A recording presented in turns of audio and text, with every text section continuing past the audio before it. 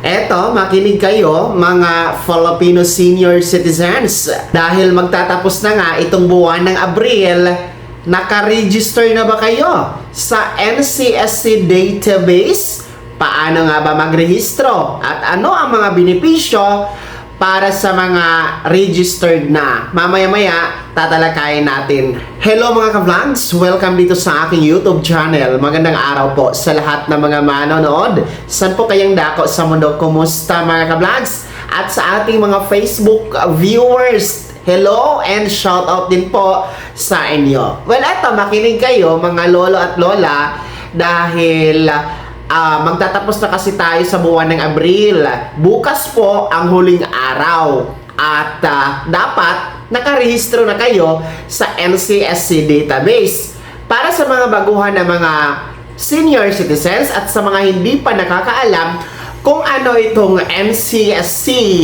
Ang NCSC po ay National Commission of Senior Citizens kung saan itinatag ito sa ilalim ng Office of the President noong 2019 mga ka-vlogs, no? At ito nga po ang pinakabagong ahensya ng ating gobyerno. Ang NCSC po ay inaatasan na siyang mamumuno at mamamahala sa mga benepisyo, serbisyo para sa mga nakakatanda. Dati kasi lahat po ng mga tinatawag nating mga benepisyo at serbisyo ng mga seniors, lahat po ang nangangasiwa ay ang DSWD.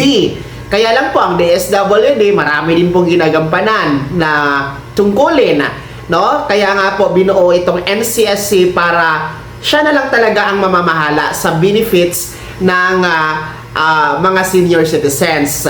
So ang NCSC po ay meron pong database kung saan hinihikayat ang lahat ng mga senior citizens na dapat magparehistro sa NCSC database nang sa ganon ay masali sa bilang para sa mga nakakatanda sa buong bansa natin. At syempre ayon po sa NCSC, mas madali pong maisama sa mga benepisyo. Alam nila kung ano po ang mga serbisyo ang po pwedeng ibigay sa inyo kapag meron na kayo sa database ni NCSC. Well, paano nga ba ito o paano nga ba mag-register?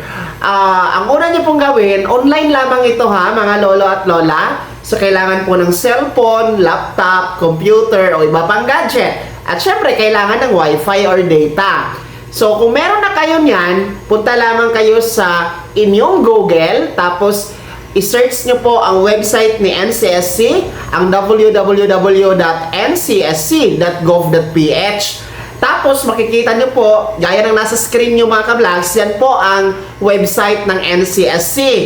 Makikita nyo dyan, sa ngayon po, no, April 9th, 2026, meron na pong 9,200,000 mahigit ang nakarehistro dyan sa database. So medyo marami na, no? 9 million na po ang nasa database ni NCSC. Well, para sa mga hindi pa nakarehistro, pindutin nyo lamang yung register now, no? Pag pindot nyo yung register now, meron po kayong mga fill upan na mga information. Para lang kayong nag-fill up ng biodata. Yung pangalan nyo, yung address nyo, yung birthday nyo, yung pangalan ng mga anak, no? Ano yung mga skills nyo. So, sagutan nyo lamang, no? Ang inyong, ang hinihingi dyan na information. Tapos, make sure po na tama ang spelling ng pangalan. Hindi po nagkakabaliktad yung pangalan, apelyido at middle name. Tama po ha, dapat ang birthday at yung address para po hindi magka-problema kung kayo ay magki-claim ng benefits, walang error, no? Kasi kapag may mali dyan sa inyong pagpaparehistro at hindi tugma doon sa valid ID ninyo, magkaka-problema, no? Madidelayed po ang inyong benefits mga lolo at lola. Well, pagkatapos nyo pong fill upan lahat ng mga hinihingi na information, bibigyan po kayo ng RRN or Registration Reference Number. Well, the RRN, patunay po yan na kayo ay nakarehistro na sa database ni NCSC. So, pwede nyo po yung screenshot, pwede din pong ilista sa inyong notebook para hindi nyo po makaligtaan, mga ka-vlogs. So, ganun lang po ang pagpaparehistro. Paano naman yung mga hindi marunong mag-cellphone, hindi marunong mag-online? Ang una nyong gawin, pwede naman kayo magpa-assist sa inyong mga anak, mga apo. Alam naman natin, sa panahon natin ngayon, bawat tahanan, meron talaga dyang cellphone. Gumagamit talaga ng cellphone ang mga miyembro ng pamilya. So, pwede kayong makisuyo. Magpatulong kayo nang sa ganon, iparehistro kayo sa database ni NCSC. Well, kung wala pong tutulong sa inyo, sa inyong bahay, no?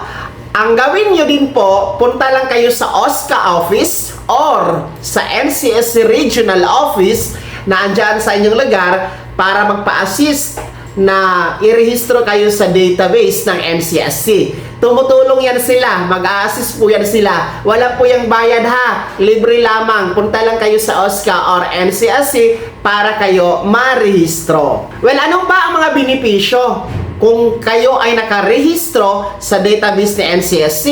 Well, ang NCSC na po ang namamahala sa mga cash gift. Una, ang expanded centenarian cash gift na nagkakahalaga po ng 10,000 piso para sa mga umabot sa edad na 80, 85, 90, and 95 years old. So sa ilalim po yan ng Republic Act 11982 na makakatanggap ng 10,000 piso. So sa NCSC na po yan i-apply at sila na po ang namamahala sa budget at pamamahagi niyan. Pangalawa, ang NCSC na din po ang namamahala sa Centenarian Act of 2016 o yung Centenarian Cash Gift na 100,000 pesos when you reach the milestone of 100 years old. So, nasa kanila na po ang pondo niyan at sila po ang namamahagi dyan, mga ka-vlogs.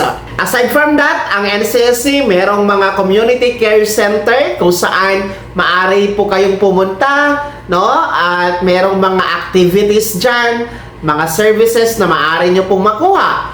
And meron tayong livelihood program para sa mga nakakatanda, no? Yung atin pong pagiging tour guide sa mga tourist destination.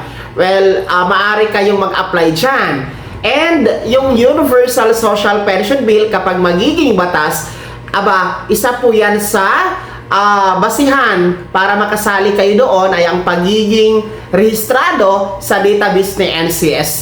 So mahalaga talaga, no, na kayo ay marehistro na sa database ni NCSC para kayo po ay madali pong makakuha ng mga benepisyo. Kahit po kayo ay rehistrado na sa OSCA o di kaya sa DSWD, kailangan pa rin po mag-rehistro sa database ng NCSC, no? Kasi merong mga hinihingi na mga tanong doon na wala po sa OSCA or DSWD. So dapat po rehistrado na kayo at ang datos kasi is tinatayang nasa 10 to 12 million na mga senior citizen ang dapat nakarehistro sa database. So sa ngayon, nasa 9.2 million pa lang tayo, marami pa ang hindi pa nakarehistro. So dapat, bago matapos ang buwan na ito, no, bukas, no, ay nakarehistro na kayo, mga ka-vlogs. Kaya naman, mga senior citizens, ano po yung comment at reaction sa balitang ito?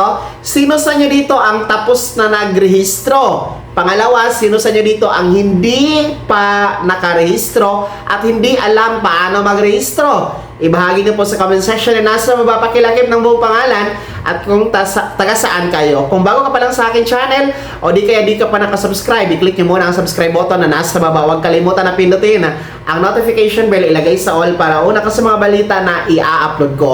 Para sa mga Facebook viewers natin dyan, paki-follow din po ang ating follow button na nasa baba. Maraming salamat po, mga ka-vlogs. Ingat po. God bless us all.